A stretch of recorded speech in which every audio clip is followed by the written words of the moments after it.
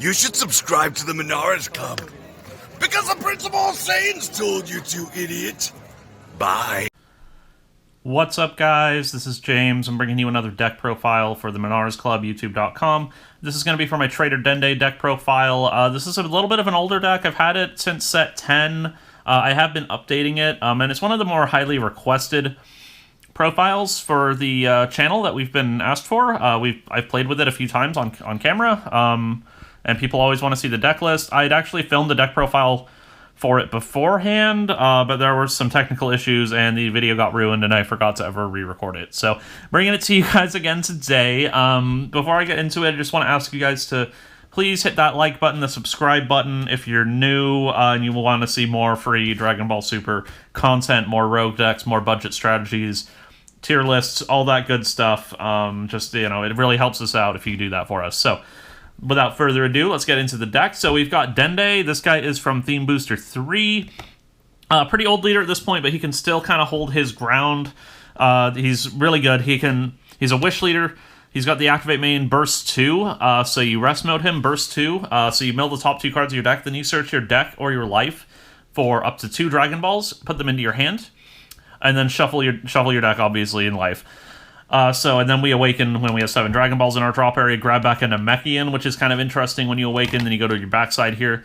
You've got the standard, once per turn, draw a card, or choose a yellow or black wish and activate it for free if you have that much energy or less. And then the final wish on here doesn't matter at all, because we're not really playing any Namekians in this deck. The only reason we're playing this leader instead of the Sorbet leader is because of the faster self-awakening on the front, as well as the burst having really, really good synergy with this deck. So that's the leader right there. We're going to go ahead and start out with the lifeblood of the deck, and that's 4 Revival of the Emperor. So this guy is a 2 energy cost Desire, Activate main. You can select a yellow, if your leader's a yellow Shenron, which it is. This is the only other yellow Shenron besides Sorbet. You can choose a Frieza from your drop area with energy cost 4 or less and play it. And that's regardless of how much energy you have. If it's turn 2 and you have a 4-cost Frieza in your drop area, you can play that and then just get a 4-cost into play turn 2. Really good. One of the best wishes still available to us. It still lets us cheat on energy cost, and we get some incredible plays off of this card. So this is what the deck's built around, we'll be seeing shortly just what we can be doing with it. We've got 4 Tagoma Vicious Lackey. This just comes into play and grabs you a yellow Desire from your drop area or your deck. So this is just a turn 1 play to help you get your Desires, because you really need one of these in order for the deck to start rolling. And it can also recycle them later in the game, as well as just charges for yellow, so that's helpful.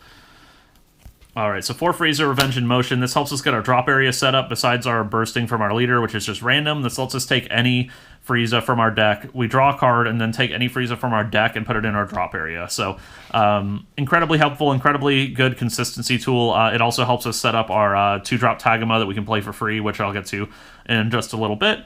Yeah, these are your turn 1 plays. They just all boost consistency. This is a 60-card deck, so I will say that because we used to have to only play 50 cards, but with the bursting with the leader, between that and taking the 7 cards out of your deck, plus drawing 7 with your Dragon Balls, you'd often be risking decking out a lot of the game.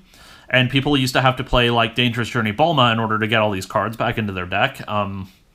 So you wouldn't deck out on, like, turn 4, turn 5, which was a very real possibility. Now we can play 60 cards, which lets us play a lot more consistency engines, as well as just not deck out, so we can just skip the whole playing Dangerous Journey Bulma thing, which is crazy good. Mecha Frieza, Clan of Terror. This is just all reliable here. 4 energy, double strike, 20k. When you play it, you look at your opponent's hand, choose one of their battle cards, and play it in their battle area in rest mode. So that might sound a little bad, but you're getting to choose what they put into play, not your opponent. You don't have to choose anything, so if they have only things that are beneficial to them in their battle area, you just get to look at their hand. You can oftentimes just snipe a super combo with it, put it in their battle area. It's like they discarded a super combo, because it's in rest mode. They don't get to use it for the turn, so... And you have lots of ways to just KO things on their battle area, or just attack it, like attack it with your leader on the Awakened side, because you can attack on the Awakened side with this Shenron, which is pretty sweet. Yeah, this card's awesome. It's the best turn 2 play off of Revival of the Emperor, still, by, country mile, and just a fantastic card. This is the Traitor Dende bread and butter right there. Alright, so set 10 brought us a really, really good upgrade for this deck, though, and that's Frieza Cosmic Horror. So this guy's a 20k dual attack. When it's played, you choose one. You either choose one of your opponent's battle cards, regardless of cost, KO it, or choose one of your opponent's unison cards and remove a marker from it. That last part is better than it sounds, because it's a 20k dual attack, so you can remove up to 3 markers with 1 card with this guy. Really good. It's a 4-cost Frieza. You can bring it into play off Revival of the Emperor, because Revival of the Emperor does not specify yellow Friezas. It can just be any Frieza with cost 4 or less. And it's just really good. You get a 20k, pop a battle card, or, you know, help remove a unison, and you can get it out as early as turn 2. Just fantastic. Now we've just got a couple of Frieza toolbox cards here. So we have Mecha Frieza, the Returning Terror. So this guy's a dual attack 15k. When you play it, you can discard a card, and then choose up to 2 of your opponent's battle cards in rest mode, KO them, and then this card gains double strike for the turn. So it can potentially become a 15k double strike dual attack the turn you play it, and it wipes 2 of your opponent's battle cards that are in rest mode, which is just absolutely fantastic against some decks. So this is just a really nice toolbox option for, depending on what leader your opponent's using, you can use Frieza Revenge in Motion to drop that really quick, as well as just be a nice little late game win condition. And then speaking of late game win conditions, we have Frieza Back from Hell. This guy's a little weirder. You don't really see this guy too much, but he's got a unique from before unique was a thing. Then he has an Activate Battle, or Activate Main. The Shatter Foiling's so hard to read from this angle. So he's an Activate Main once per turn. Choose one of your opponent's battle cards in rest mode, ignoring Barrier. It can't switch to active mode until the start of your opponent's next turn. So this is kind of cool because it lets you get around Barrier, which this deck normally struggles with, because all the other removal in the deck doesn't ignore Barrier, unfortunately. So you can't keep something rest moded, even if it has Barrier, which can be helpful sometimes, but it's not super helpful. The main reason we're using this is for the Sparking 7 Activate Main once per turn. So it's got Sparking 7, which is really easy to achieve in this deck. You just need 7 Dragon Balls in your drop area, plus all that bursting you're doing. You're going to get there on turn 2. So this guy has your opponent has 7 or more cards in rest mode. If your leader card's a yellow Shenron, it is. You can, let's see, and this card is in rest mode. You can deal 1 damage to your opponent. So this is a 20k, you just swing with it. And then if your opponent has 7 or more cards in rest mode, say they're going wide, or it's a late game against like a control deck, they tapped out for a big threat or something, you just burn them for 1. So it's like you get to hit for 2, and one of them's unblockable. So this is just your really crazy good late game win button. So that's what the Frieza Back from Hell's for. Unfortunately, only available in this ugly Shatter Foil, but, you know, maybe we'll get a reprint sometime. Alright, so now we're coming in with some of the spice. This is kind of what makes the deck tick now, and that's going to be these 1-star ball Parasitic Darkness. This card is fantastic. So it's got the Dark Dragon Ball ability that all of them have, which is you can combo it essentially from your hand, so it's never clunking in your hand. It's always going to be alive at least as a 5k, which is awesome for an extra card. And then it has an Activate Main. Choose 1 Frieza with an energy cost of 4 in your battle area. Place this card under it. Then find a Frieza Xeno from your deck. Put it on top of the card you put this card under, and then switch it to active mode.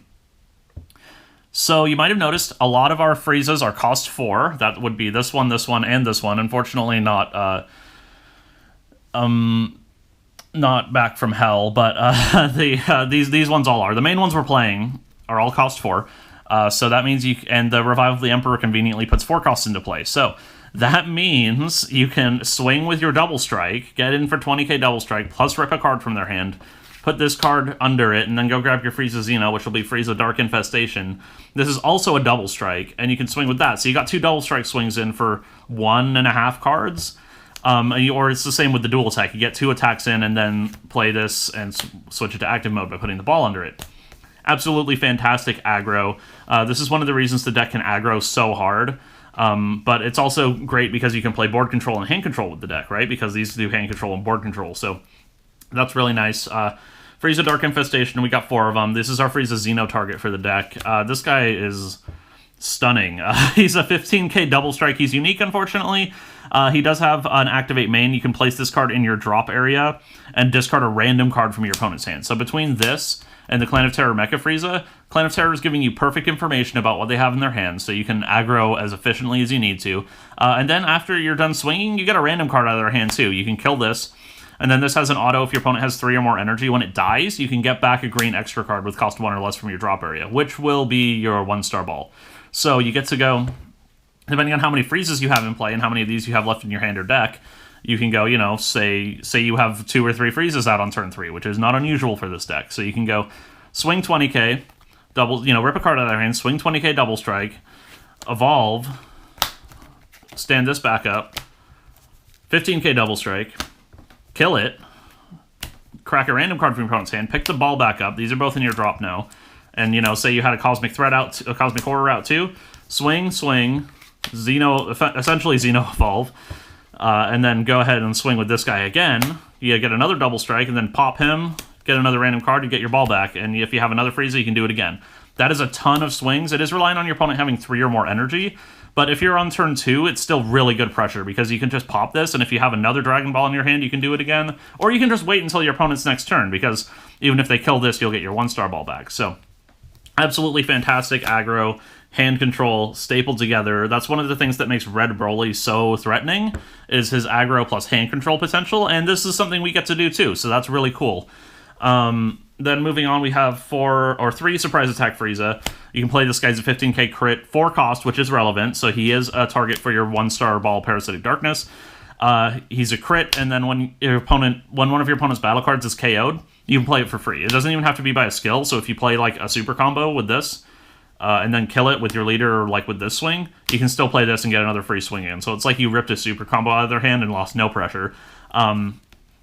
It's a target for Revival of the Emperor if you're desperate, plus it's a target for 1-star balls, so it helps you get all those freezes in play, so you can do that wombo combo where you go swing, swing, swing, swing, swing. It's absolutely crazy. Surprise Attack Frieza is just the MVP. Only playing 3 because you can only have 1 in play, essentially. You can get around that restriction by evolving it and then popping another opponent's battle card, but it's kind of... It's asking a lot for your opponent to have 2 poppable battle cards, plus you can do 2 pops. And you have 2 Surprise Attack Freezes, right? So I'm just playing 3 because it can clunk. It is a 10k. Okay, so this is the Tagoma Frieza's Loyal Servant. So this guy, you can essentially play him for free once per turn if you have a Frieza in play. So he's a 5k, play him for free, and then you can search your deck for up to 1 Dragon Ball, put it in your drop area, and then draw a card. So it's like you're cycling for free, getting a 5k into play. It doesn't really matter that this is in play, but sometimes it matters if you put a small battle card into play with Mecha, but... mostly you're just playing it for a free card draw plus Self-Awaken, because we really want to get Awakened on turn 2 so that we can start popping multiple Revival of the Emperors early and often, so... Or at least just playing them for free with our leader, right? Because we just have to have 2 energy for that. So Tagoma, just a really big consistency piece. You can only play him once per turn, but it's a 60-card deck, so you're probably not going to see too many of them. And you can always charge them for yellow energy. Dragon Radar. This card is still really good. You got 1 energy, pick up a combination of 2 of Dragon Balls and Desires from your drop area. So it's at the very least, like, the floor is 1 energy, draw 2. That's really good. Grade A Goku is awesome, and this is better than that. It's 100% more efficient than it. Also, we use this for our late game, and by late game, I mean like turn 3 plus. You can use it to grab back 2 Revival of the Emperor. So on your turn 3, you can go, okay, Dragon Radar, pick up 2 Revival of the Emperor, hardcast 1 with the 2 energy we have left, and then use 1 off of our leader for free. We get 2 freezes into play. This card is fan-freaking-tastic. You have to play 4 because it's just your absolute best grind piece for turn 3, turn 4. And even turn 2, if you only have 1 Revival of the Emperor, you just pick up a Dragon Ball, pick up a Revival of the Emperor, free wish, you're off to the races. Alright, getting into the tech, we got 2 Swift Retaliation Coolers. He wants to help his brother out here. It's just a counter. It helps you get in for the game. Get through those Dormant Potential Unleashed, get through those Violent Rays. All those things that are stopping you from just plowing your opponent's life completely. You just take care of it with Swift Retaliation Cooler, turn 3, turn 4, and you're going to kill them. So, absolutely solid card. Mutaida Skull of a Sage. I just have this here as I didn't want to have too much clunk because we do have a lot of extra cards, so I wanted to have an interactive piece that was a 5k combo, not a 10k or an extra card. You could play more with Swift Retaliation Cooler if you want. This is just some little tech I like to play. I play it in most of my yellow decks if I have room, because it's just, he comes up a lot. Time Magic, this could also be Frieza's army, the new one from Evolution Booster, the new Free Negate. This is just a free negate to help you not get Double Strike critted out of the game super early, because we do tap out a lot, but you can still take a life, and it helps you get Self-Awakened, because for your super combo, you do need to have 5 life, and I haven't gotten to the super combo yet, but you do have to have 5 life, so that helps a lot too if they're swinging at your board. Flying Nimbus is Flying Nimbus. I mean, I just like to play a split of these kinds of cards oftentimes because they're not always applicable. If you're doing best of 3 instead of best of 1 like we usually do, you can just, side whatever pieces you feel like you'll need that day. And then rounding it out, we've got 4 Ancient Wisdom Guru. He's our super combo. The reason we're using him is because he's an Namekian, so it's a free card to pick up off of your leader. So you can, if you mill it early, or if you have the opportunity to jam a super combo before you awaken, it's just free real estate. You get it for free back. The biggest downside is you do have to have 5 or less life, and it is a 0+0, so it is absolutely dead until you're at 5 or less life. So maybe one of these days we'll get a self-awakened 4-drop Frieza. That would be super awesome. But until then, you just gotta kind of let your opponent pound you till you're at 5, and then go from there to let your super combos function. And finally, we just have 7 Dragon Balls. Just normal card draw ones. Old school Traitor Dende used to use a couple of 1-star balls because you could loop them off of your Dragon Radar and do like a really grindy hand control game. We're an aggro deck now. We still get to play hand control, but it's a lot more in-your-face aggressive. We just want to awaken on turn 2 as often as possible and jam a Revival of the Emperor, so we just want our consistency. So yeah, that's the deck, guys. I'll be getting into some plays for you for the deck right after this, so stay tuned. Alright, welcome back, guys. So I'm going to go over the curve of the deck, the ideal curve that you want to be trying to do, as well as the Mulligan. The Mulligan is one of the trickier aspects of this deck, and one of the reasons I think it's one of the harder decks to play in the game is mostly because you have to really, really min-max your opportunities to see Dragon Balls in the first couple of turns, because the deck is so much better if you can awaken on turn 2 rather than turn 3. Like a normal Shenron deck, you really want to see at least 1 Dragon Ball in your opener, because it guarantees awaken on turn 3, because you find a dragon, you open with 1, and then your leader tutors 2 a turn. So that goes, okay, so turn 1 you'll have 3, turn 2 you'll have 4 or 5, and then turn 3 you'll have 7, so you can awaken guaranteed. So you always want to look for 1 Dragon Ball in the opener. Pretty much always hard mulligan for 1 if you didn't open with 1. You've got good odds of seeing 1 because you do have 7 in the deck, but you really want one of these in the opener. Ideally, you'll have 3, because then you get awakened on turn 2, but there are other ways to do that, such as with Taguma, Frieza's Loyal Servant. He can also count as a Dragon Ball in your hand. Just remember, you can only play 1 of these per turn, but he can dump a Dragon Ball from your deck. The other things you'll want to see in the opener is Revival of the Emperor.